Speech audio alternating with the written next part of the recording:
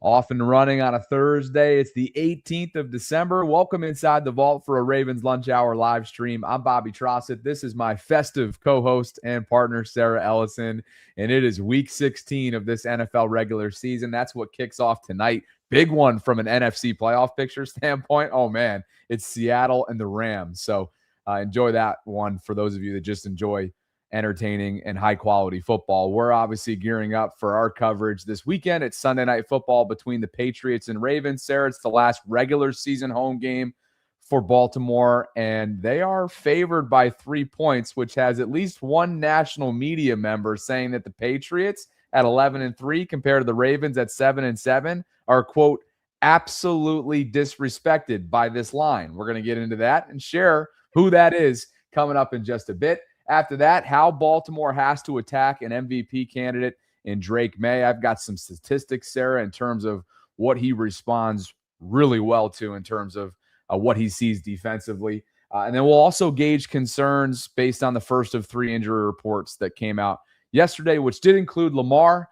This week it's an illness, so we'll have to see if he's at practice today. And there's a slew of other guys that made up that list as well. Today's show is brought to you by our friends at Mantis Sleep. It's good to see you there, partner. It's good to see you. I told you I was going to try to keep it festive all the way up until, but this one is one of my 2 Target sweaters that I bought this season.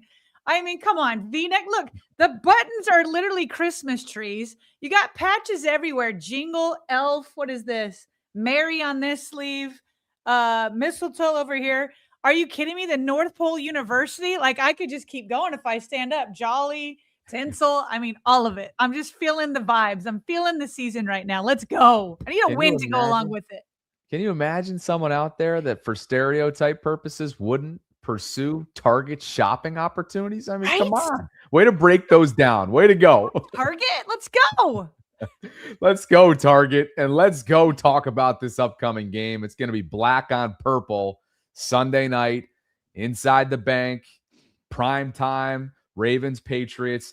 That's what we're working our way towards. We told you about all the stops that the Ravens are pulling out for what could be their final home game of this entire season. That includes the postseason. But Sarah, as we both know, if you win out, you're going to host a home wild card playoff game because you'll have secured the AFC North. So yet another step that they can take towards doing exactly that coming up this weekend. Yeah, and so it is interesting given where's my slide here? It's missing my slide of like the playoff picture and how that looks. Maybe we can find that in these slides here in just a second. But it is kind of crazy that the New England Patriots are atop the division, or not just the division, the conference. They've been atop. They just barely lost a little bit of their edge because they lost to the Buffalo Bills.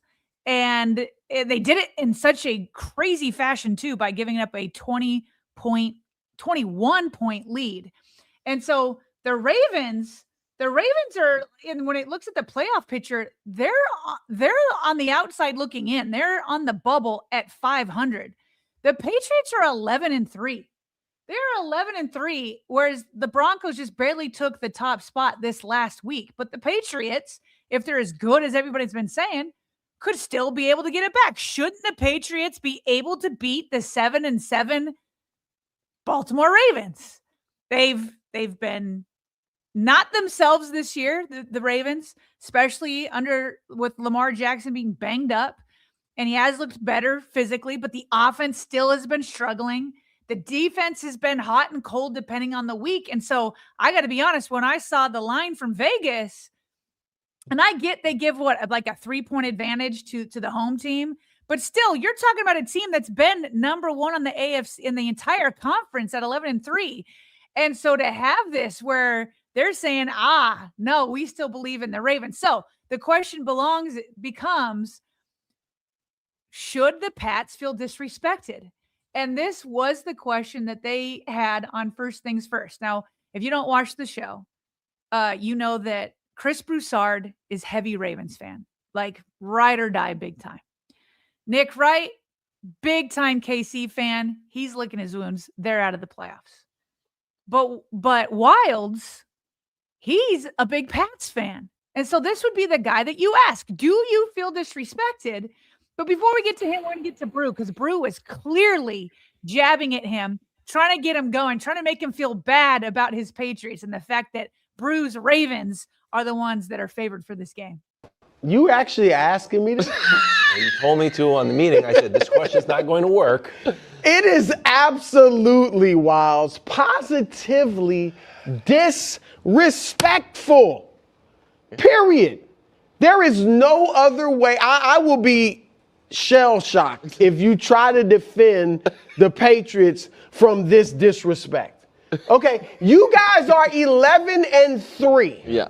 You guys have a top 10, actually a top 7 offense and top 7 defense. Correct. All right, you have an MVP at quarterback, having a great season. Yeah. All right, you are coming off a terrible loss. Well, some people say good loss. That's another thing. A loss that you say was the best loss in the NFL in 3 decades. I do think that was an exact quote. I mean, you talked about it like it was a great loss. I said it. And I've also been told that the Patriots on the doorstep of destiny. Of a dynasty. Of a doorstep of, a destiny and a dynasty. We have dynasty elements while we're on the doorstep of destiny. And yet, this 7-7 team, this team that Nick has put together one, maybe 2, the game without Lamar, good games, complete games, all season. This team that has been reeling for 15 weeks. I'm not confused the way you are. Okay. I'm confused that you don't agree with Brew. Thank you. That this is a slap in the Patriots' face. Because people don't believe this is, right, like this is not, it's not a 1.5. This is a full 3, which is more than a team currently gets in the modern NFL for just being at home. What Vegas is saying here is, we think the Ravens are slightly better than New England, which I thought would enrage you. What's funny is we're going to get to Wild's coping in just a minute, but Bobby, it is kind of crazy. Like, Vegas all year has not given up on the Ravens. Like, for so long and they've mostly been right, though, if you think about, like, we've been showing the Cowshy odds all year long, and the Steelers jumped out to a big lead in the AFC North. And yet we kept seeing odds that the Ravens were still going to win the AFC North.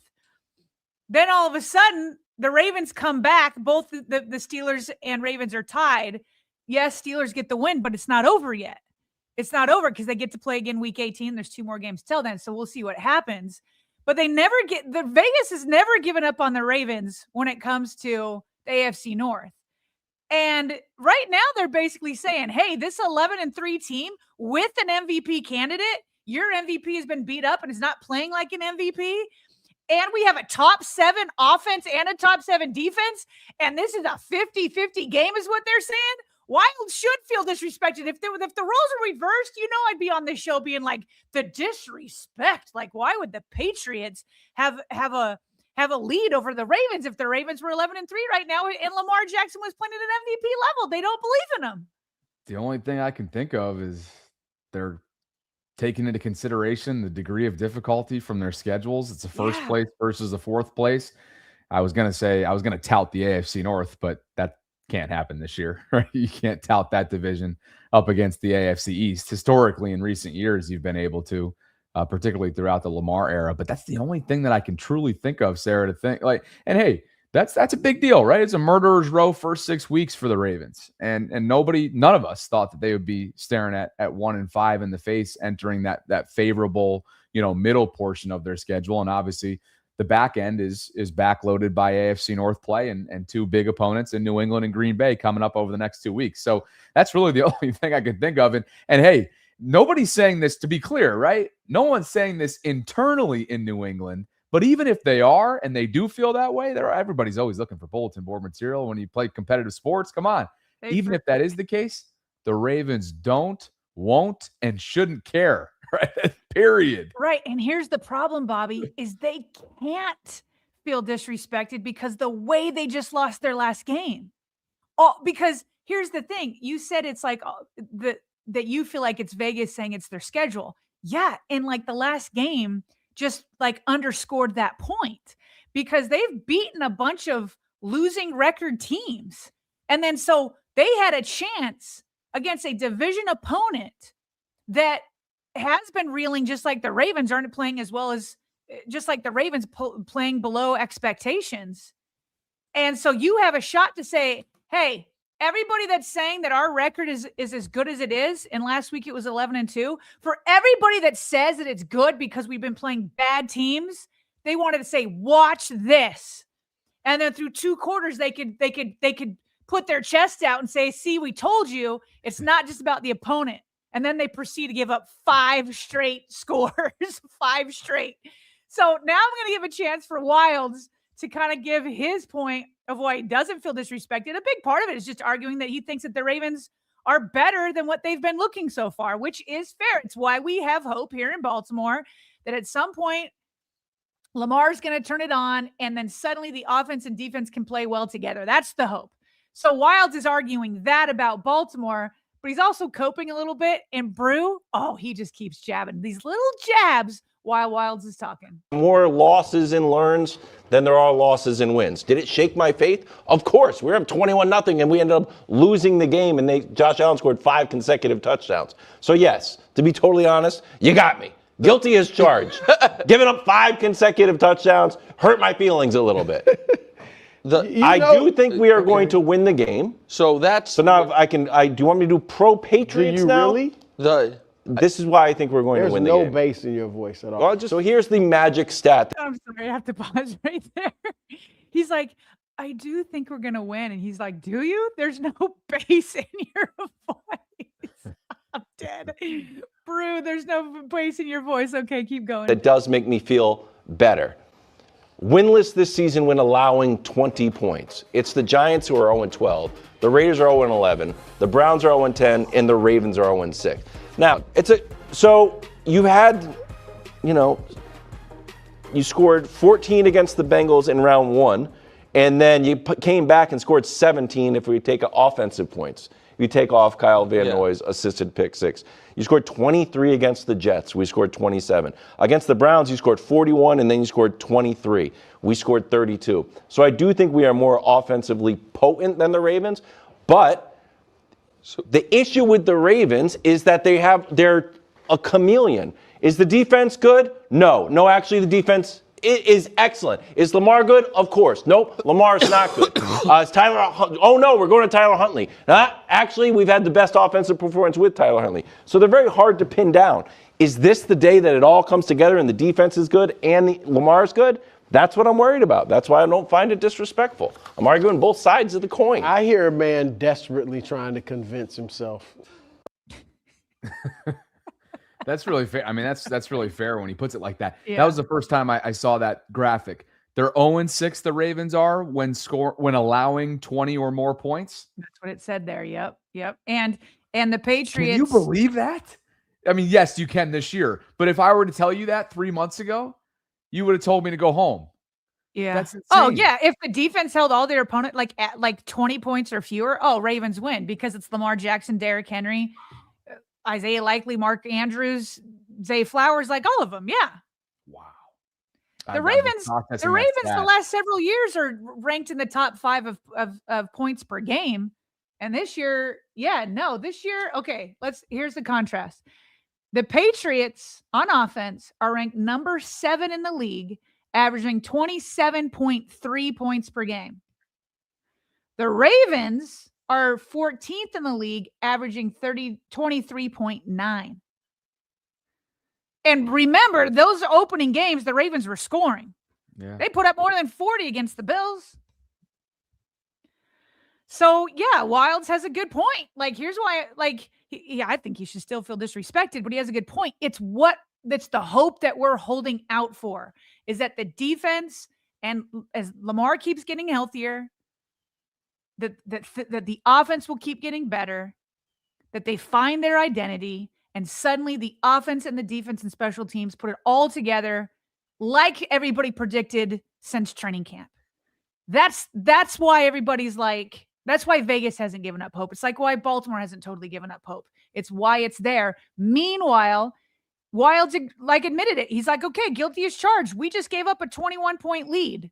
Yeah, it shook my faith a little bit. So this is going to be an interesting game because I, for sure, a couple weeks ago was like, ooh, that's a doozy. That's going to be tough. And suddenly, I mean, this is why it's a week-to-week league. Why can't the Ravens win? Why can't they win? The chameleon analogy is an interesting one because of late, this is a defense that looks more along the lines of what we expected it to look like 3 months ago. And that's something that Mike Vrabel, in his first year as head coach of the Patriots, commented on yesterday during his press conference. Running the ball on them, so they're forcing a lot of these games to be one-dimensional. Really good mix of veteran players and some youth. Really good interior players. They're just big. They're, Jones and Jenkins. And obviously they'll rotate other guys through there, but it starts with those two. I think Kyle Hamilton is one of the best players in this league just from a versatility standpoint and what he can do at the line of scrimmage covering. 34 career PBUs, 8 career sacks, plays nickel, plays safety, plays dime backer. So the versatility there is impressive. The playmaking ability is impressive. Humphreys is, if you're loose with the football or you take a nap, he'll pull it out or he'll hammer it. Roquan Smith usually tackles the ball every time it's handed off. So they're playing well. They're playing with a lot of confidence, and it'll be a huge test. All right, Sarah, here's what I uncovered during some research. This is an Aaron Schatz DVOA statistic, which measures efficiency, performance, overall metrics within, in this case, the offensive efficiency that Drake Maye has executed in year one with Mike Vrabel. His DVOA percentage against the blitz is 42%. That ranks second among all quarterbacks. So why do I bring that up? Well, the Ravens got to find a way to get home, as they did against Cincinnati a week ago, without having to blitz. Standard four-man can they get home with four-man pressure? With a four-man pass rush. They were able to do so effectively on Sunday, but it'll be a different beast under prime time with New England. And one thing to note, their first rounder, Will Campbell, left tackle, he's done. I think he might be able to return for them in the playoffs, but he's done. So they're down to a second string left tackle behind Will Campbell. Just one note going into Sunday. Yeah, what you just said is exactly what Ed Reed said. He did a breakdown on how to stop Drake Maye. Here's just a small snippet of that. Contain them, keep them in the pocket, rush your lanes, and make plays. Guys win their one-on-one battles. That's how you win. This is the final image before the snap starts that you, as a defender, want to be breaking down. The Raiders are lined up in the zone defense, two-shell, probably concerned about his mobility. Don't really want to blitz him, but also don't want to give up too much in the pass. This is a shot zone, we like to call it, between the 40s. They like to throw the ball towards the end zone, so line up in a two-shell, take all that away, hopefully keep some eyes on him, keep him in the pocket, keep him from scrambling. It's only a four-man rush, so he got time. He actually got that U shape, the little smile you can see. But these guys are playing coverage. That's a win situation anytime a defense can rush for and play coverage behind it. You're not able to see Drake Maye's mobility here. You're not able to see how accurate he would be because the Raiders did a great job by just rushing in their lanes as nobody's open. That's why you didn't see the check down so late, because everybody else's coverage. The check down is your last resort. And by that time, you can see the rush that got there.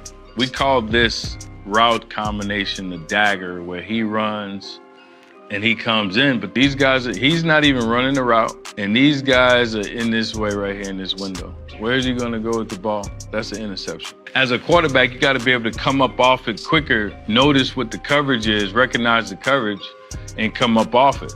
Anytime you can rush for four guys and drop 7 against a guy and win, that's what you do. All right. So that was the blueprint with Ed Reed there. And it's kind of football 101, right? If you can get pressure with 4 and be able to drop 7. He went on later. There's some more film breakdown of just like disguises to try to confuse him and things like that. But that is exactly what the formula was. If you can use that formula against Joe Burrow, confuse him a little bit with the remember the glitch blitz from coach, stuff like that, and just kind of confuse them where they're coming from, be able to drop 7, and then let him have those checkdowns, because the Ravens were excellent last week at like swarming those checkdowns. They did not go. Sometimes you check down, like I think of like the checkdowns to Justice Hill when he was healthy this last week. It was Rasheen Ali who went the distance on a check down. You got to be able to swarm, and that's what the Ravens did. So that's how you're going to throw off any quarterback, even a quarterback that's in the MVP conversation like Drake Maye. He did fall a couple spots when it comes to the odds in the MVP race. He was I actually think he still was number 2. He just dropped with a little bit on the line, but Josh Allen is still number 3. I think Josh Allen moved up a little bit, but Drake Maye, none of them are comparing to Matthew Stafford. To me, Matthew Stafford is running away with this. And speaking to that point, based on an MVP voter's opinion, Mina Kimes, she's like, hey, primetime tonight against Seattle, the vaunted defense that is Seattle, and Stafford puts on a show tonight, it might be over. If it's not already, to your point. Right. I mean, look, when you have 37 touchdowns to 5 interceptions, and the other guys aren't even in the 30s with touchdowns and have more interceptions, to me, it's not even close. And I've seen, it's kind of funny, Bobby, this is kind of off topic, but people, LA Rams fans are so mad at Dan Orlovsky right now. And I've seen so many tweets get stupid popular because everybody's like, oh, now we see why Ravens fans were so mad last year. Because here he is propping up Josh Allen after that one win against perhaps the paper Patriots. We're going to find out if they're the real deal or not in the next couple weeks. But suddenly, Dan Orlovsky is pushing his Josh Allen agenda again, saying he's he's neck and neck with Stafford. Bobby, 37 touchdowns to 25 and half the interceptions, and Dan Orlovsky's out here pushing Josh Allen again? I'm telling you, I think that Rams fans and Ravens fans can come together on this. I've seen so many tweets where like, we get you, Ravens fans. We finally get you and your anger towards Dan Orlovsky. Oh, it's so funny. But meanwhile, here's Drake on the MVP race. He says what all MVP contenders say. It's obviously one of the big accolades for this league, and it's something that it's an honor as a player to earn the award, and I respect all the past MVPs, but I think at the end of the day, winning the Super Bowl is the biggest thing, and I think it's what kind of makes this league go is winning the big one, and that's what you work towards, and that's what this game's about. I love winning, and the personal accolades come with all that, but I'd rather win than win personal awards, and I hope people in that locker room, I know a lot of them feel the same way. Obviously, but they're not mutually exclusive, but whatever. Boy, is he wise beyond his years. He's got the whole media training thing down to a science. Sometimes his clips go viral for just how like dry he is, which is exactly what you want, right? If you're a member of the PR team, you love dry players. Yes. And if Belichick were there, right, still he'd be fired up about that too. But I saw somebody asking in the live chat whether or not Drake was a rookie or a sophomore. This is a sophomore season. It's year number 2, if you will. He was a 3rd round pick. Third overall pick in the 1st round back in 24 out of North Carolina. So he's been playing good ball. But Sarah, Stafford, just to put a bow on that, Stafford turns 38 in February, and he might run away with this MVP race. Good for him. Yeah. And the Rams might be a problem if they come out of the NFC. They got a little bit of everything going on there. So cool. All right, that wraps it up. Sounds on the good. Disrespect. Yeah, the absolutely disrespected, right, label, which is what Broussard stood on a table for. I don't know about that, but hey, the Ravens don't care. I think it's a little bit of disrespect. Come on now, a little bit. Absolutely. 11-3. Overreacting. But I'm with you. By definition, it's a yes. Yeah. Thanks to Mantis Sleep for the continued support of our program. Christmas is 1 week from today. If you guys are celebrating, perhaps you will use our discount code at mantisleep.com if you find something you like for a loved one. These sleep masks, and by the way, you're looking at those of you that are in the YouTube, Twitter, watching us rather than listening to us, you are looking at their Instagram page right here, and there's a ton of content that they do here, Sarah. I was just scrolling through it earlier. They partner with influencers. They do a little bit of everything. Let's see. Go to a night shift with me. Okay, a NICU nurse.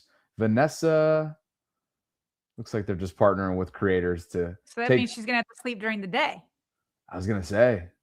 Oh, yeah, she's leaving her night shift, right? Let's see. After a NICU night shift, rest isn't optional. It's essential.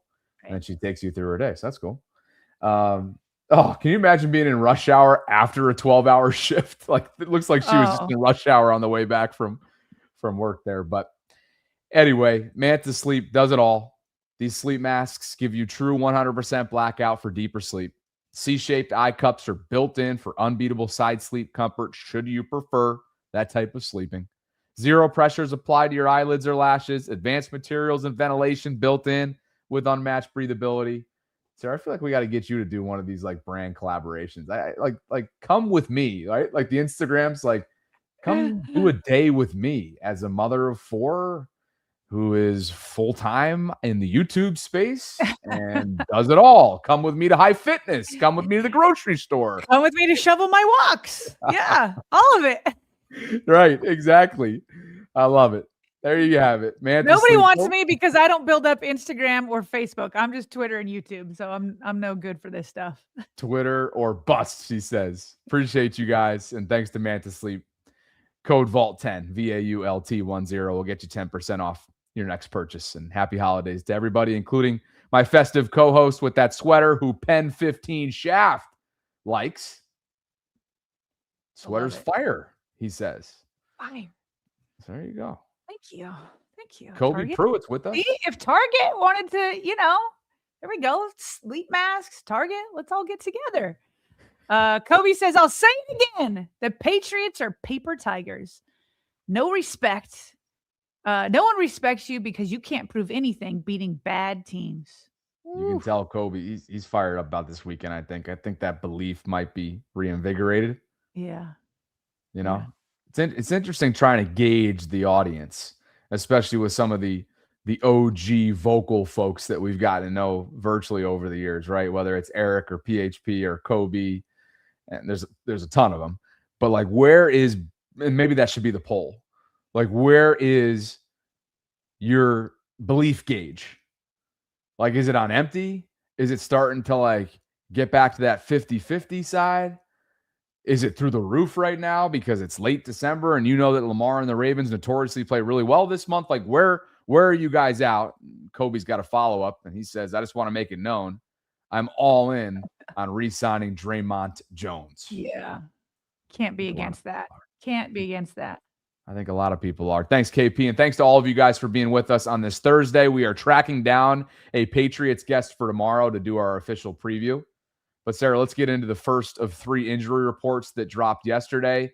And this one does include what New England's dealing with as well. And there are a couple big names on this that we'll have to monitor closely, including the likes of Christian Barmore, but that was NIR related. And let me go ahead because the name that I'm looking for is on the bottom there, and it's Robert Spillane. He's their leading tackler. So that's one to watch. He popped up with an ankle as a DNP. Their linebacker, Harold Landry, is dealing with a knee. He also was a DNP along with cornerback Marcus Jones. Christian Ellis is their second leading tackler at the linebacker position. He was dealing with an illness, as was Lamar, and let's get to that right now. Carlton Davis, also a corner, dealing with a hip as a DNP. So you can see it's not as lengthy, Sarah, as the Ravens list. And obviously it's the first of 3, so you don't want to overly react to any of this. But here is what the Ravens list consisted of, headlined by Lamar, who dealt with and is dealing with, I would assume, that's leaked into today, but we'll see whether or not it affects his practice. An illness. John Harbaugh was asked about that. Roquan Smith at the top of this answer that you're about to hear, and then he just gives an update about a number of guys that we're about to run through on this list. He's it's kind of a rest thing. I mean, the guys are dealing with different things from the game. Ronnie, Those guys were held back today. Expect those guys out there tomorrow. We'll see, but should have those guys tomorrow. Lamar had an illness. He was kept home with a flu deal. The doc kept him home today, away from the guys, so that was what happened with that. What do you sat out practice probably anyway? Just doesn't watch that. Yeah. Is there other questions? Any other questions? That's it. All right, good. Thanks. Wait. What did he say? Oh, did you miss this yesterday? You're going to lose your mind. Do it again. Just rewind. Just rewind for me. Let me This is so good. All right, run it back. So Not all the way, doc just at the kept end. him home today, away from the guys, so that was what happened with that. What do you sat out practice probably anyway? Just doesn't watch that. Yeah. Is there other questions? Any other questions? I think it's hilarious that you just picked up on that. So let me give some context to everybody out there. So again, the first part of that question was related to Roquan Smith and Ronnie Stanley, who John says he's expecting to be back today. Roquan dealing with a knee, Ronnie dealing with a knee/ankle, both of which were DNPs on Wednesday. He then tells them about Lamar's illness and the doc orders, right? Don't bring that flu around this locker room. We don't want it to spread. It's Jerry Coleman hears this, and his follow-up, which perhaps is a fair one. I think it's a fair one. For sure. Jerry says, what do you have probably missed today for a rest day regardless? And Sean just stonewalls him. Like literally asks as if one, Jerry's not right in front of him feet away, and two, he didn't hear the question and proceeds to look around the scrum in front of him and say, any other questions? Any other questions? Yeah. So but I don't understand why he was so cold about it. Like a couple weeks ago, both him and Lamar, like John said, like if it's what's best for the team, we're going to continue to do rest days. Like he already talked about it. He made it sound like the rest day for Lamar on Wednesdays or whatever day of the week was going to be routine. And then Lamar said the same thing. So what? Like, listen, Jerry Coleman has asked pretty interesting, like almost out of bounds questions before. That was not one of them. So I don't know why Harbs was all prickly about that. Well, they've already said that that's what's going to happen going forward. Well, we were on the show yesterday before pressers. We saw that Lamar wasn't out there. We weren't surprised. We were like, okay, well, the rest day routine continues. All the light check, everybody was expecting it. So I don't know what the problem is. Me either. A flu deal is why can't it ever be something definitive? What is a flu deal? It's just the flu, Bobby. It's just the flu. Like, but listen, I will say this. We've been waiting for Lamar of old to come back. Maybe this is a sign because he does every year. There's like one day off of practice every year for the flu. Every year. That's been a thing. Hey, sure. Lamar's on his way back, Bobby. I'm telling you. That's been Lamar is back. That is one spin. That is a heck of a spin right there. Hey, take it and run. Why not? Speak it into existence as you've been trying to do. The rest of the list is as follows. Cheeto Awuzie dealing with a foot, which we know, right? We know about that from John Harbaugh's press conference. The netting that was on the sidelines in Cincinnati that he got caught up in and tangled. He was a DNP. Rashad Bateman, Sarah, who missed not only the Cincinnati game this past weekend, but multiple other games since that high ankle sprain popped up well over a month ago. He was a full participant with that ankle. So good news for him, perhaps suggesting that he'll be ready to go Sunday night. We know that Teddy Buchanan's season is likely over with that knee. Jay Higgins, though, the undrafted free agent linebacker who we saw a lot of throughout the offseason, including popping during training camp, both as a linebacker and as a special teamer, Sarah, he has been activated. So his 3-week window is open, and he was limited on Wednesday. He was, and I thought, let me see if I thought I had some video on that from one of the reporters, but I don't think I have it here. But yeah, he looked good. He's back in that 21-day window. And man, it's just like guys who you think are gone. You kind of put them out of your mind, like Ardarius Washington. I'm like, okay, even if he could come back, he's not really going to contribute. No, he contributed. And just when Buchanan goes down, and I'm pretty sure Harbaugh confirmed he'll be done for the season. Now you've got Jay coming back, and he can help on special teams, obviously, but just in case Trenton Simpson doesn't take the step that we're looking for, then you're gonna have Jay there. Now again, it's still a 3-week window for our Darius and Tavius Tavius Robinson. They only use 2 of those weeks. So if he doesn't play this week, which I highly doubt, if he followed the plan of the other 2, then he could be back for the Packers week. And who knows what the Ravens are going to need at that point. There you go. So that's Jay Higgins. Keandre Jackson, safety, ankle, limited. Lamar, we talked about. CJ Okoye is a new name on this list. He was a DNP. It's not illness related. It's a quad. But he was a full participant. So let me be clear on that. I misspoke. CJ Okoye, new name, but he was a full participant, but enough of a something that a quad pops up for him. Roquan with the knee, Ronnie with the knee/ankle. They're both expected to be back. And then Kyle Van Noy with a quad also was a DNP, hopefully just a rest day for the veteran. So overall, Sarah, there's, obviously it's a lengthy list, but you hope to get back several guys today. And then we're all going to be watching to see if this is a 2-day flu type deal for Lamar. And we won't know till later this afternoon. Meanwhile, Bobby, the Ravens know that as the Patriots come, they need to protect their house. This is their last opportunity to do so. What's the record at home this year? Something like 3-5? 3-5. 3-5. Woo! That is not the Ravens standard, especially in prime time. Almost unbeatable. I think they had a record that was close to 90% at home in prime time. I mean, crazy, crazy good. And the Ravens just they've gotten embarrassed a few times, including on Thanksgiving night. They got their revenge on that against the Bengals last week at their home stadium and knocking him out of the playoffs. But Alohi Gilman understands what opportunity is in front of them this week. How we got to play better at home. And it's not a big jump. It's just little things here and there. It's not a question of our character or culture, or identity. It's just a matter of executing on a high level on more consistent time, more consistent basis. So that's kind of been our focus, and we want to leave this home, this Baltimore Ravens community go out with a bang. If this is going to be our last one, let's go all in. So same mentality, do or die trying. This is it. Hopefully, the Ravens community can hop along with us on that, and it'll be fun. I mean, technically, you guys are fighting for another home game. I mean, yeah, because that's a good the way point. The standings work out, I think you can only host for that game, right? So it's really. You tell me. I don't even know. I'm just focused on today, on tomorrow, and focused on the Patriots. So if that's what it is, then that's what it is. So we're going to go down swinging, or we're going to go swinging no matter what.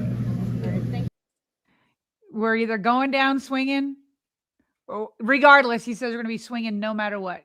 No matter what. And they're right. He's like, you tell me. Sometimes these guys are just so caught up in the film and what their jobs are that they don't even realize the scenarios. Yeah, if they win this and then end up being the Steelers in week 18, then they will have another home game for the playoffs. They'll host that wild card round. So they know they even if he didn't know about the potential playoff home game, they know that they've been bad at home, and this is their chance to end on a positive note. You can't completely redeem it here because they're 3-5. They could go 4-5. Maybe if they host one at home for the playoffs, they could go 5-5 and make it 500 and then go on from there. But I want so badly for all those Ravens fans that have been braving the cold and going out there and screaming at the top of their lungs, then having to leave with a loss. This week, it's not supposed to be as cold. It's supposed to be a bit warmer, even at night. And so, just give the fans something to be happy about when you're playing at home so they can leave and leave 2025 at M&T Bank Stadium with a much sweeter taste in their mouth rather than a bitter taste. There's a reason why some of the longer tenured guys like Marlon, right, have expressed and been outspoken about some of the frustrations of underperforming at home. This doesn't happen all the time. Historically, I shared this statistic with you, and we did a couple weeks ago, or within the last, I guess about 10 days ago or so. 2015 and 1997 are the only other seasons in the 30-year history of this franchise in which they've been below 500 at home. So this will be the third. Now, you might be out there being like, well, what if they win on on Sunday against the Patriots and then end up hosting that wild card game. I'm talking about regular season schedules at home 3 times in 30 years. So there's a reason why Marlon and others, and that's why reporters followed up with it on with Harbaugh on Monday. He wanted nothing to do with it. So it hasn't been good enough. And to your point, those that brave the elements this time of year, man, hopefully they get rewarded with a little bit of something coming up, because like you said, the forecast might not be crazy, but the fact that the game's not over until 11 o'clock, I'm sure won't be very comfortable at that point, temperature wise. It won't be as chilling as it's been in the past, but yeah, it'll still be cold. But one last thing from pressers yesterday, Bobby, as we know, the Ravens have re-signed Travis Jones. They did that last week. The week before, they re-signed and extended the contract for Mark Andrews. And there's one more Raven, because at the beginning of the year, the Ravens already extended Kyle Hamilton. But there's one more guy that's pretty prominent and doesn't have a contract yet, and that is center Tyler Linderbaum. Just watch the ending of this video. They asked him about his contract situation. His words are his words. But for those that are watching the video, watch how he ends this. This makes me laugh so hard. Yeah, I'll let my agent Neil handle that, and my focus is on football. Is he winking? Oh, he's winking all right. He's winking all right. He's winking. Because take a look at his right eye. Our left, his right. That's not a wink. That's wide open. The left one, on the other hand, is either twitching or winking. One of the two. What cartoon character does he remind me of? Just like this. I have no idea. Not a clue. Oh man. Well, I'll just say this. I know that there's lots of extensions. I'm with Kobe about trying to get Dre'Mont Jones back, but I really do want Linderbaum back. I mean, the Ravens need to replace their 2 guards on both sides of him. He is a Pro Bowl guard, or excuse me, a Pro Bowl center. And I don't think he's been playing as well as he has in the past, but I also give grace knowing that Daniel Fa'alele is on his right side and Andrew Voorhees is on his left side.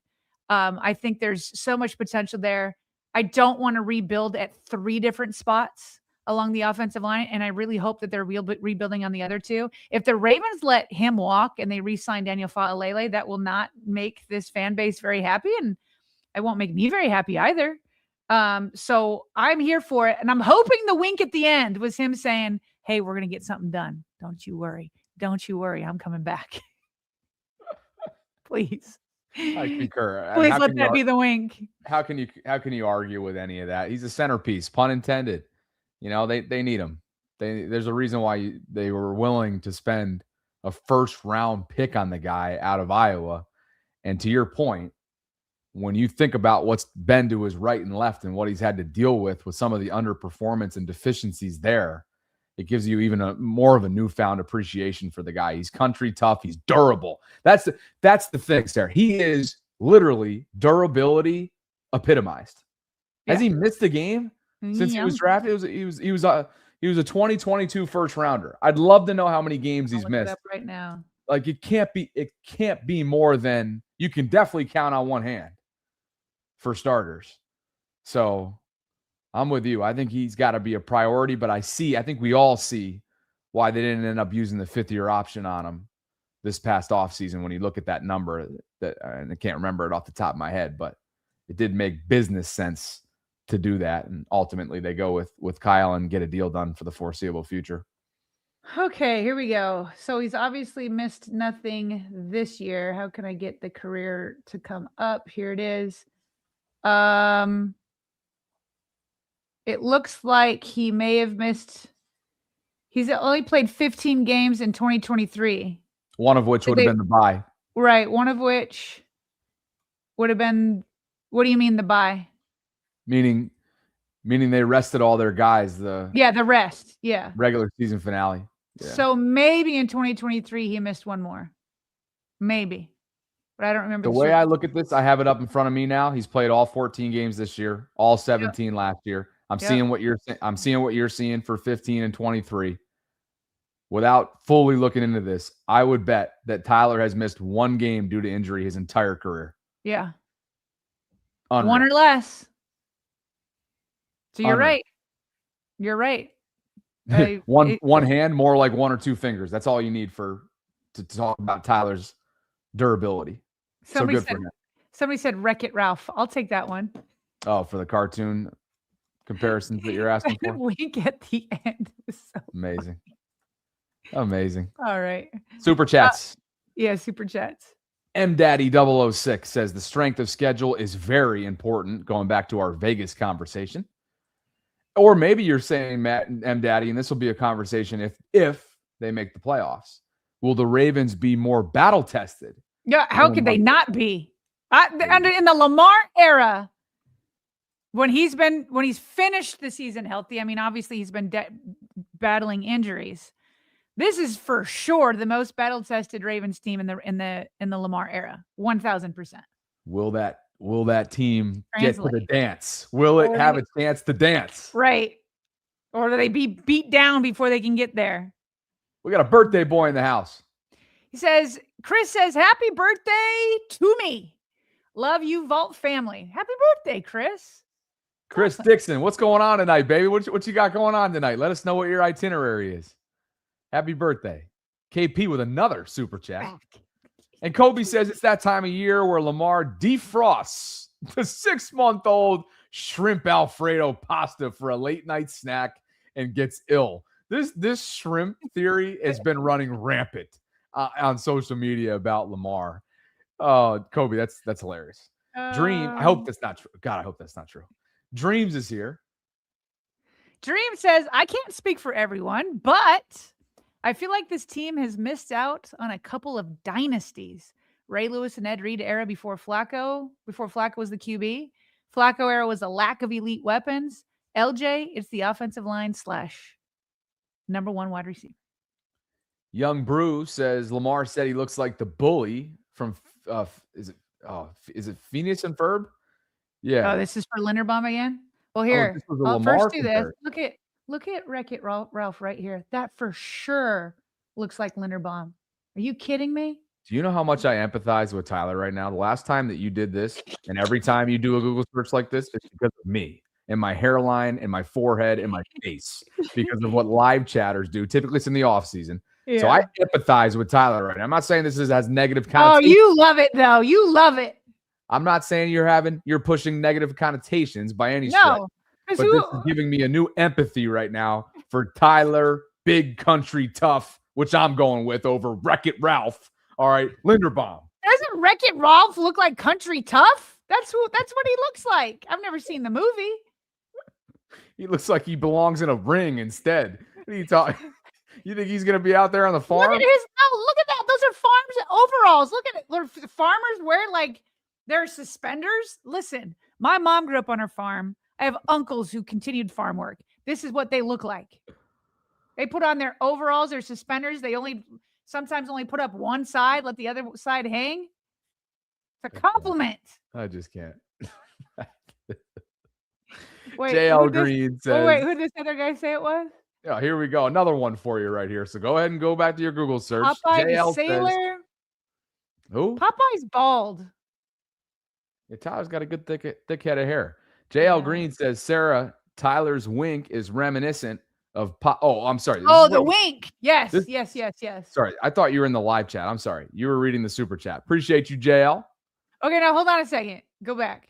Yes, it's a nice crossover between Wreck-It Ralph and Popeye's wink. I'm here for it. Okay. But what's this Phineas and Ferb? Let me look that up on the last super chat. I'm having way too much fun with this. Phineas and Ferb, I think, now that you say Phineas. it. Oops. Yeah. That's one thing I can help out in this conversation. Okay, I can kind of see that. It's not as good as Wreck-It Ralph, but this is what he said Lamar said it was. I think he's right. I think Lamar was definitely on record for joking about this on going the wrong direction. A press conference. This guy over here. Oh boy. I guess so. I mean, I think so. What are the other options there? Is that what Lamar said? Oh, man. Oh, okay. Sorry. I do remember that. It was a while ago that Lamar made that joke. It was probably in the offseason. I can't remember when, but maybe somebody can track down. Kamal says, you got to fight for your right to party. There will be none of that for Travis Kelce and company, who missed the postseason for the first time in the Mahomes era and the first time since 2014. But we all know. Go ahead. Sorry. Well, I was just going to say, we all remember you got to fight for your right to party. That's a classic. You got to Travis fight. Kelce line. How can you forget you're that? Right. Yeah. That's synonymous with him. But I will say, maybe I should go track it down. The Ravens did post Ed Reed's chat with the defense from last week. They put it on Wired. And he straight up said to them, he's like, if you want to go to the playoffs, if you guys want to succeed, if you want to go as far as you want to go, you can't just say, oh, I hope I win. You got to go out and take it. Go out and take it. You got to fight for it. That's what I think Kamal Porter is saying here. I think Chris is taking the offer that apparently has come in from his daughters to take him to dinner for his 47th birthday. Nice. Hey, so Chris, that's awesome. Me and Chris are similar in age. I turned 46 later this month. 46. I was going to say, about a year behind. Just thought that a couple times this month with the calendar getting closer and closer to you. That it crossed my mind. So December babies, Chris and Sarah, you're coming up right before New Year's Eve, partner. Looking forward to it. Right. Celebrating you accordingly. And let's get to some Cincinnati content because my goodness, you think the Ravens could potentially be going into an ominous or disgruntled offseason from various things based on how things, and we don't even know how it's going to end yet. What about what's going on in Cincinnati? They got 3 more weeks of football left, and Joe Burrow and his press conference and every aspect and every word of his is being dissected because of last week's press conference where he looked like he just didn't want to be there. And now, as you've compiled for us, Zach Taylor is having to answer for that and a whole lot more. Here, I'll just let it run. Zach Taylor gets grilled about his contract. 2027. I'm not going to respond to that. I just told you I coach every day like it's my last one. We don't get a chance to talk to ownership or Duke. We don't get that opportunity. What kind of assurances have you been given from ownership? We just talk every week. Every week you talk about your contract? Or every week we talk about everything. When was the last time you spoke about your contract and the status?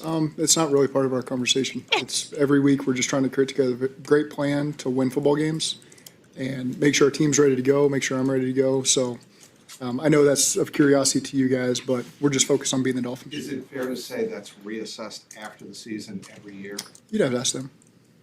Ask them? Yeah. And we don't get that chance. Okay, well, I'm sorry. Okay. I'm just being straightforward with that. We would ask them, but we don't get that opportunity.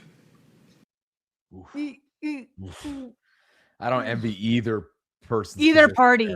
That's oof. Okay. Well, That's first of all, he's trying to dodge that question. So he contradicted himself badly. He's like, oh, every week we talk about everything. Oh, so you talk about your contracts? That's not part of the conversation. What happened to everything? But it's so true. Like, coaches want to, it is tough for Zach, right? Like, how am I supposed to answer if the ownership still believes in me? Because that's basically what the questions are all about. And he's like, how can I answer that? Go talk to ownership. And they're like, we would love to. Can ownership come talk to us? And the same thing in Baltimore. It's just like again, when's the last time we had a press conference with Steve Bisciotti? It's been years. And so go ahead. With Zach, with this whole discussion that's taking place in Cincinnati and will for the foreseeable future, if this decision doesn't get done, maybe they'll make the decision after the regular season's over. Regardless of, if you want to use the Joe Burrow injury issue as a way of propping up Zach, right? Because he's been without his QB1 more often than not in recent years, which has led to obviously a lot of inconsistency and a lot of unavailability. Regardless of that, even with Joe, what's been their Achilles heel every single year? Slow starts. Mm-hmm. That starts it has to. I don't know if it starts at the top, but the top at some point has to answer for that. And crazy enough, this is the one year they didn't do it, and they still don't make the playoffs, and it's 3 weeks out from the end of the regular season. So I can't imagine what Bengals fandom is right now going into the offseason. It's got to be a bloodbath. That's actually the upside for at least from a fan and reporter point of view. It would, if you want answers, it actually is better to be knocked out maybe a week or so before week 18 rather than on week 18, because everybody is gone. You have the same questions all the way up until sometimes the Ravens do a year review, but it's with John Harbaugh and Eric DeCosta. It hasn't been with Steve Bisciotti since 2018. 2019 is when he stopped because they went 14-2, and he was like, oh, finally I can get out of it when we're successful. And so, but if you, like, this is the thing, if you get knocked out early and you still have games to play, this is what press conferences turn into. It's not about the next week and who they're playing. He's like, well, we're focused on the Dolphins. Well, the Dolphins are like, they are done too. And so it's just like a meaningless game. Of course, they're going to ask about your future. And there were reports that he's actually extended through 2027. They're just trying to get that confirmed because they were hoping, okay, it'll only be through 2026.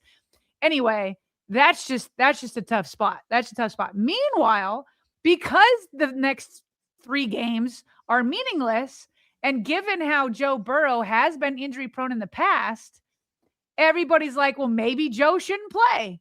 And so they asked Joe, are you sure you want to play? I like playing football.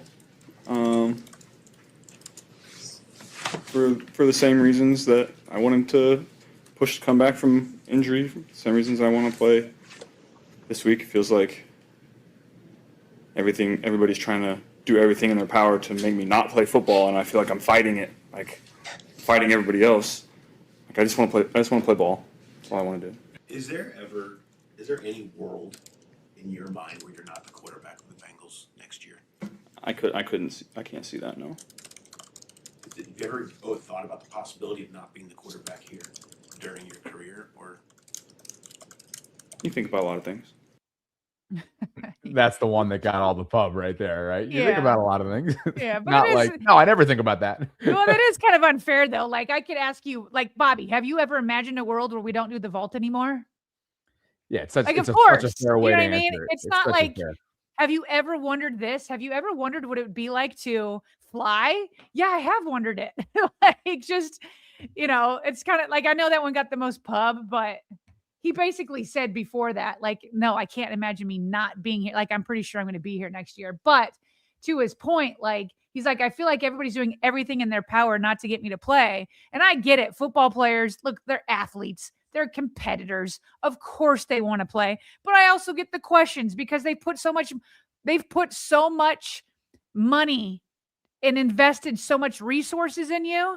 And so it's like, yeah, you're paid to play, but we actually want you to play for games that are meaningful. And we're nervous that you're going to get hurt. So we're actually willing to just pay you for these 3 games and you not play so that we can save you and make sure you don't get injured for games that matter again. That's not the only thing he was asked about either. The idea that the prime of his career has been wasted. He was just straight up asked about that. And you see the transcription, quote, we haven't been where have we... the video if you want it. Yeah, go ahead and throw it up. Let me see. I find this whole thing fascinating with him. Yep, here we go. Obviously, we haven't been where we want to be the last 3 years. A big part of that is injuries on my end.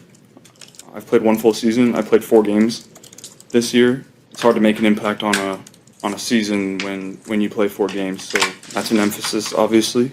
You need to figure out a way to be available for everybody here. And so as far as what I can control, that's something that is on top of mind for me. Oof, man.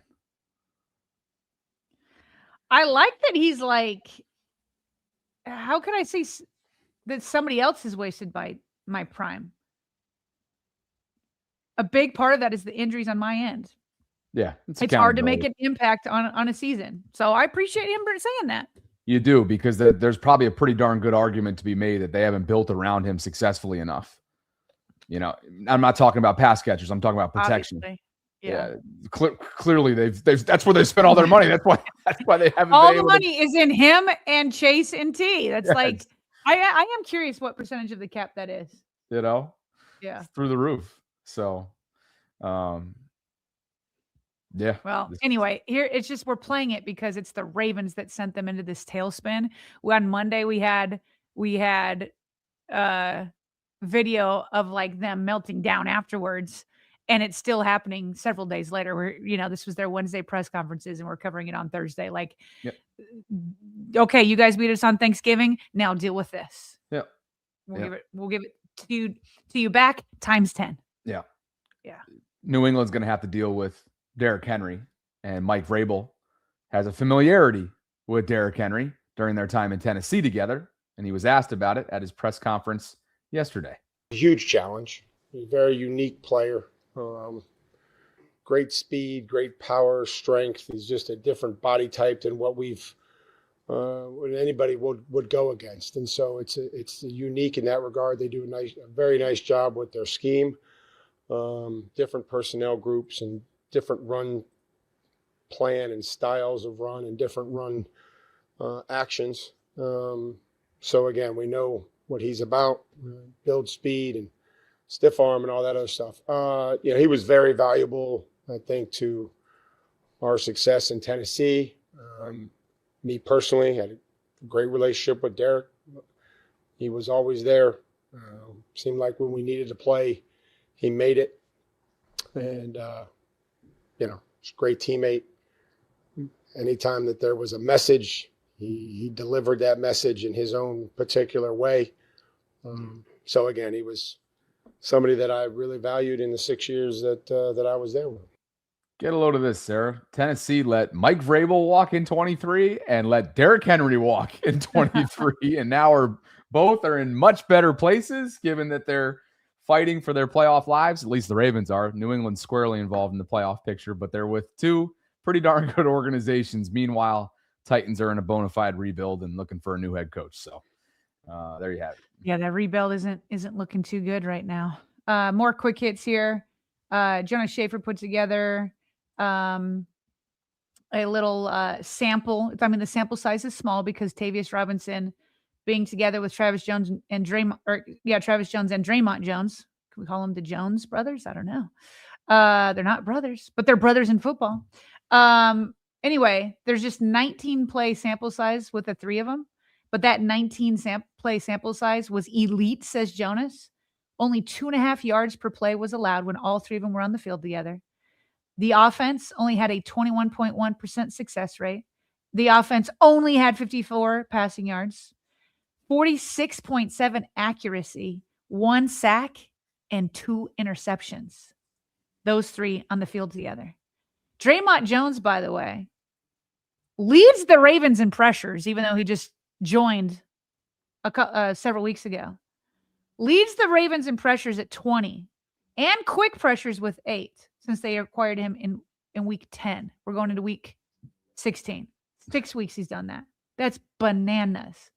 And this week, I think he's going to draw Morgan Moses, former Raven. Right. That's right. He's suiting up for the Pats. Kind of like the Ravens matchup there. And you just talked about, or you just played the clip on Vrabel. He and Derrick Henry have so much respect for each other. Derrick Henry had a lot of good words for him too. And here's the thing though, and here's why I would like to see the Ravens feed Derrick Henry, because they have dealt with injuries in their defensive line. Their defensive tackle, Milton Williams, he's on injured reserve. Then I don't know if I'm saying his name right. Kairos Tonga has been dealing with a chest injury. And their edge rusher, Harold Landry, has been limited. So, yeah, and even Wilds, I pulled it out, but Wilds was talking about how nervous he is about his interior defensive line because of injuries. And Derrick Henry coming down. And level 2, their leading tackler, Spillane, missed the first of 3 practices. Which is too. There's nothing definitive, but yeah. So, look, you got to get home. Like I mentioned earlier on, these stats right here are great. They're encouraging, but let's go see it against an elite team. Show us that you can do it against an elite team like New England, because if you're getting home with that four-man rush, and you're knocking Drake Maye out of rhythm early. And you don't have to, whether it's DB blitz packages or whatever you want to roll out, simulated pressures, you name it. You're going to be in a much better position for the Ravens offense to not sleepwalk into this game the way that they've been doing. They don't score early. They just don't. They don't. Matter of fact. They haven't. How about this? Thanksgiving night, they scored in scripted format, opening drive. That was the first time. They haven't since. But that was the first time, I'm talking about scoring touchdowns. That was the first time since the Kansas City game. Yeah. It was like a 2-month span. And it felt like in those first 4 weeks, they were doing it like every week. Oh, they were rolling early. Yeah. Well, what's crazy is Tyler Linderbaum, even though they have those injuries, Tyler Linderbaum said it's going to be the most, I think he said one of the toughest defensive line matchup he was going to get.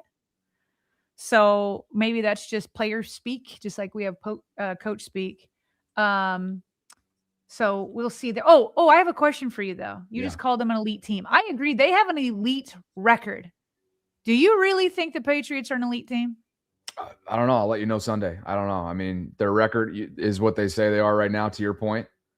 I already talked about the degree of difficulty or lack thereof with their schedule and the division that they're in earlier on.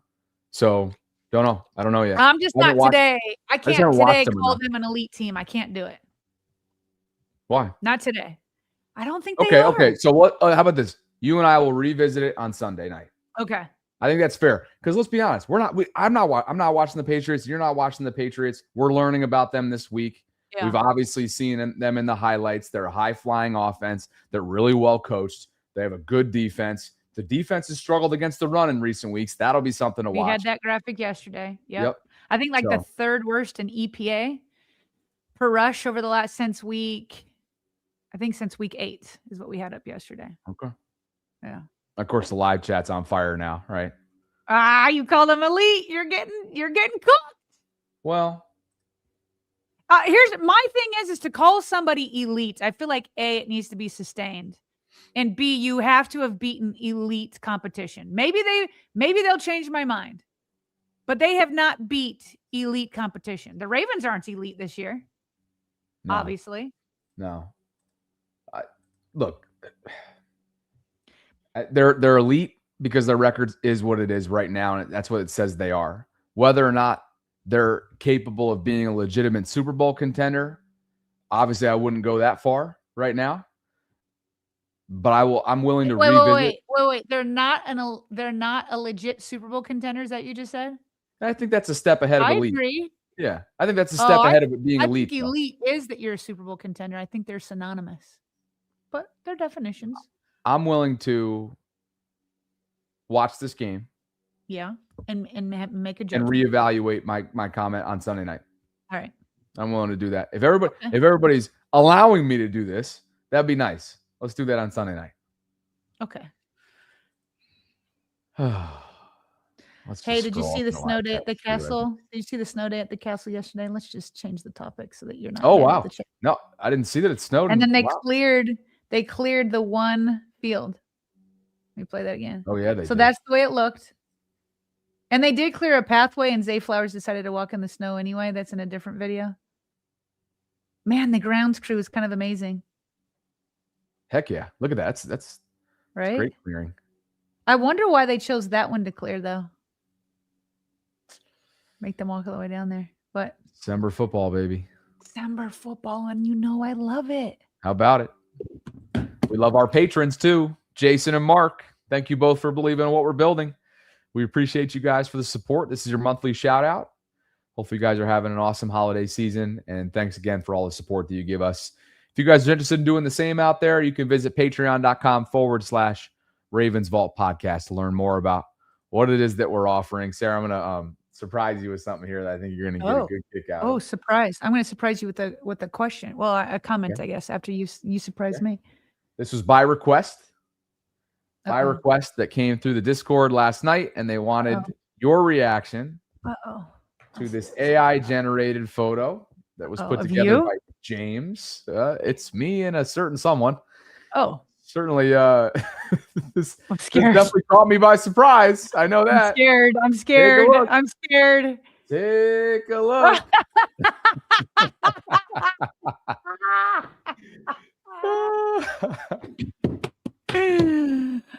What did you say about him yesterday or earlier this week? Well, was this when you called him? Did you call him thick? Oh, hold on a second here. I want you, before we revisit all that, because I've been on record for calling him a number of things since he came on the show, because I think he's a great dude. I want your instant reaction to this photo and be descriptive for our audio folks. Wait, I got to be descriptive? Okay. Oh my gosh. First of all, they gave you a baby face for sure. Okay. Let's see here. You got a cigar in your mouth. They gave you great teeth. Okay. Making it seem like cigars are great for your teeth. Okay. And you got like a V-neck teal sweater on with the collars coming out. This is like a classic middle-aged white man outfit for sure. And then you've got Teddy Buchanan in his Ravens uniform looking down at you very, I don't know. He's looking down at you. You've got your arms around each other. Admirably. So there's a lot of love here. There's a lot of love. You guys look like BFFs for sure, at least. You ready for mine? Yeah, what's yours? So I brought it up and off the cuff. I said, are Teddy and I in heaven together? I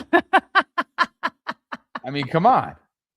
Are Teddy and I not above the clouds or in the clouds in heaven? So, and then all the other observations. Snowflakes are those like mini stars? Like, I don't understand what's falling. There's like stars in the sky behind you and in front of you. There's just a lot going on here. You do look like you're in heaven. There's a lot. Wait, going but on is this because of your, what did you say? What did you call him this week?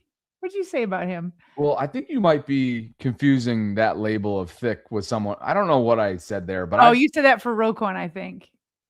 Girthy. But I've definitely said that Teddy in the past is a Greek god. Yeah, you admire him. He's built like a Greek god, and I happen to enjoy him as well. He was fun to be on the vault. He was great. He was a good interview. Yeah. He's like quiet, but he's very interesting. Yeah, he's got a quiet confidence about him for sure. You called him. So that was you called him a Greek god. That was it.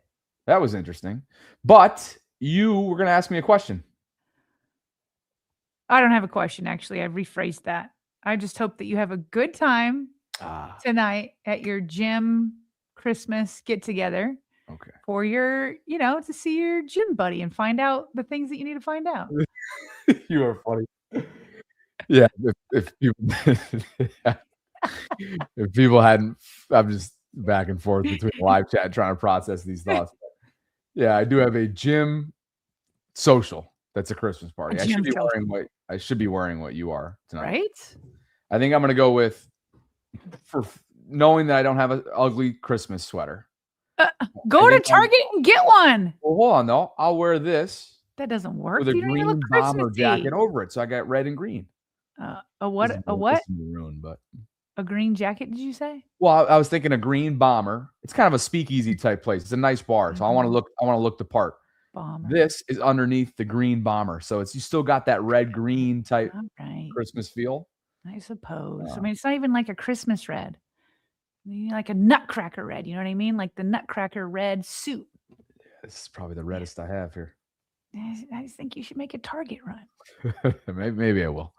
By the way, when I got my sweater, I got some for my daughters also, and the boys rejected all the sweaters I got for them. I don't think they understand the ugly Christmas sweater ordeal. This one's not ugly, by the way, but no, it's great. You need to teach them about these things, that it's fun to wear an ugly Christmas sweater. I'm happy to. That thing's tricked out. Yeah, yours is tricked out. Yours looks good. Awesome. I want to wear this in July. Yeah. That Christmas in July. I mean, it does really kind of look like it's like a varsity type homage piece of material. Yes. Yeah. Love it. So well done there. Well done, Target. All right. Yeah. All right. Just run down there. See what you can get. Let's see what the afternoon consists of. And Lamar's going to speak, and then you'll do your quick show, and then you'll go. What time's the social tonight? 7. Wait, so can I tell him why I'm excited for this tonight? Can I tell him? Okay. So I'm not the biggest fan. By the way, we're done with football content in case you haven't noticed. And it's 1:22. We got to get out of here. We give ourselves a couple minutes here. Okay, so I'm not a big fan of Hinge, obviously. Bobby has been dating on Hinge for years. And what kind of results has he had? Almost nothing. It's usually one-time dates and then move on. Maybe if we're lucky, there's a couple dates in there. But it's not working, okay? It's not working. I want Bobby to meet a young lady organically. And so he has been exchanging pleasantries and eyes and whatever else at the gym. So this girl's clearly motivated because what time do you go to the gym? Is it 6 a.m.? I rotate between the 6 and the 7. She's at either one of them. Yeah. Okay. Well, but you guys don't plan it together, right? It's just like you like walking. You're like, oh, I hope she's in this one, maybe. Oh yeah. Okay. Well, Bobby comes in today. She's smiling at him. Hello. Everybody's tired though. Whatever. And so anyway, I love this organic kind of. They've just instead like on Hinge when you meet them, it's like, hey, how many kids do you want? Hey, what's your life dreams? Hey, do you want to go travel the world? Like all that kind of stuff. Whereas at the gym, all Bobby's done, he's met her several times. He knows her name, knows that she works at a hospital. Like it's like a normal way to meet somebody. So anyway, he's been talking this whole week about this gym social tonight, hoping that she's going to be there. He doesn't even know if she has a boyfriend. So anyway, tonight as they were this morning as they were leaving, Bobby's like, hey, see you at the social tonight. And she smiled and said, yeah, I'll see you there. She confirmed. So, yeah. She confirmed. So we're wondering if she's going to show up with a guy. Well, like we don't know her status, right?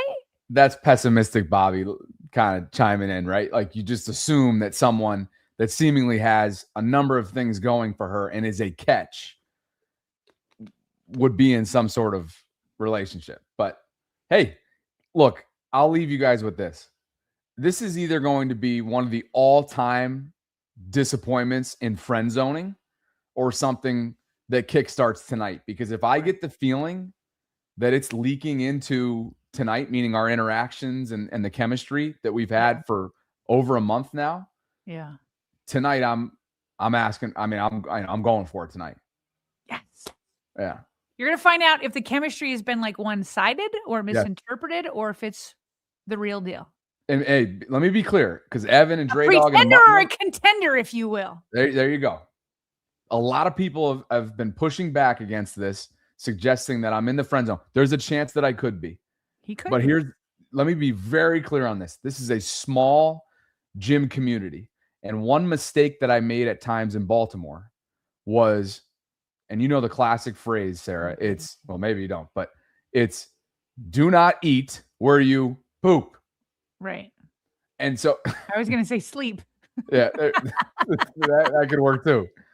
So I just refuse to make like a rash decision 3+ months into this lifestyle that I'm trying to create down here in a gym community that I really like. It's been a great outlet for me. There's been a lot of good people there. And so I'm trying to remain even keel, which is exactly why what these guys are getting at here, I get it, but I haven't made the move, and I could have probably 5, 6, 7 different times. There's been one-on-one conversations for 5, 6, 7 minutes at a time after every class, but I'm trying to stay disciplined. Yeah, you don't want to ruin like the gym class or make it awkward. You know what I mean? Correct. So you got to do this in a way where you kind of go for it, but not so much that it would be awkward if you saw her again. Look at this. You got to read it right. Look at this. Bobby's father has his fingers crossed for tonight. It's Francis. Francis in the house. Oh, who's back in the Ravens' house is Lamar. He's returned to practice. So there you go. There we go. We knew that would probably be the case. And should we bring video in for it? Lamar is back at practice. Yes, Francis is, if you'd like to, why don't you do a screen share or do whatever you want. But I got it. I'll just give you a little bit more context. Francis is on the ground floor of this. He has been getting updates constantly. And here is Lamar making his way out to the field. He's going to take the non-snowy excuse me. He's taking the snowy path as well. He juked me. He juked me. The Florida boy goes right for the snow, just like a little kid would. Yes, I love it. I love it, Lamar. Look, He's got his layers on underneath there, doesn't he? But he's wearing shorts. Yeah. Layers up top. Layers up top, shorts underneath. He's got a hoodie on there. Yeah. He looks going warm. right for it. There you go. What hamstring injury or ankle injury? Get me in that snow. All right, go ahead. What are you saying about Francis? Yeah, he's just been on the ground floor of this. He's highly invested. And yeah, I'm excited going into tonight. But quite honestly, look, Chad is telling you that you should have her chase you, but I wouldn't do it. It just depends. Like, are you looking for a traditional girl? I would not be the one to do it. Like you would have to have pursued me, not you, but whoever. Yeah, well, like my husband asked me out. Like he came after me. Sure. Yeah. Well, not for nothing. Earlier this week, she approached me after class. See? Okay. Like, and I was somewhere off to the side stretching after class, and she came up. said hello.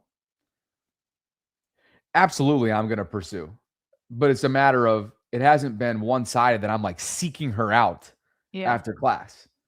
There's just been interactions that have happened naturally, sometimes at the water jug, whatever it is.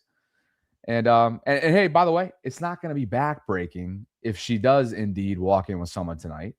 She's been a good friendly face to chat with. And by the way, there's other eligibles within the community that I've had my eyes on. So you just got to I know there were options. Well, I was going to say eligible. I don't know if they're eligibles. They sure seem like eligibles to me, and there's no rings. So what are you going to do? All right. Well, I'm excited to hear about it tomorrow. All We're right. all going to be waiting to know what happened. God, if this doesn't snap my streak of like, you say that, and then I say, yeah, we'll definitely follow up on it. And then you want to know what we've done like the last 10 plus times? We've never followed up on it because they go south. Every one of them goes south. Well, not all of them. Now no, not all of them. Some of them have, but some Maybe of them have not. been fun to talk about.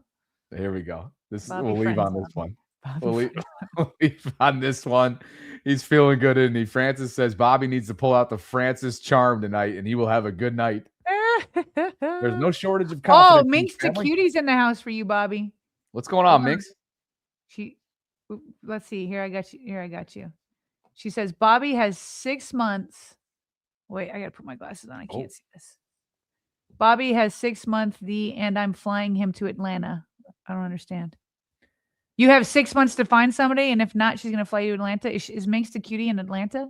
This is an interesting offer. I think she is based in Atlanta. Oh. This sounds like a threat, and it's a threat that I'm willing to listen to. You like that threat. So we'll talk, Minx. We will talk. Interesting. 6 months. So meaning in my new lifestyle. I think she's giving me 6 months down here, even though I signed an 8-month lease. We can always negotiate that. And we'll go from there. Okay. Melvin says you're not ready. I think I'm picking up what Minx is putting down. So Dre wants to know why wait 6 months. that's a good point, Dre. Might be dying a slow death down here. Pete says, the Ravens only beat bad teams too, so he's not sold yet. That's true. On the whole elite conversation. Neither one of us. I don't think either of us are calling the Ravens elite either. Neither one of us. I do still feel like they could win the AFC North. I still have decent hope. I feel like they're going to beat the Patriots. Spoiler alert of what I'm going to pick this week. Okay.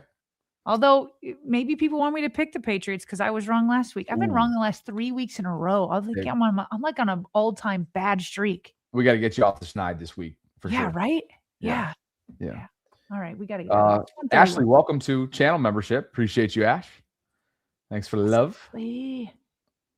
Minx is loving this. And with that, there will be an update. We'll follow up accordingly tomorrow. We'll talk about Lamar's press conference and coordinator pressers and all that good stuff. We want to say thanks to Mantis Sleep for the continued support. Thanks to all of you guys for spending part of your Thursday afternoons or mornings with us. And for Sarah, I'm Bobby signing off from this Thursday Ravens Lunch Hour live stream. Like the video on your way out if you could. Subscribe, hit that notification bell. You can become a channel member or gift give membership this holiday season. And come on back tomorrow. Plenty to discuss here inside the vault.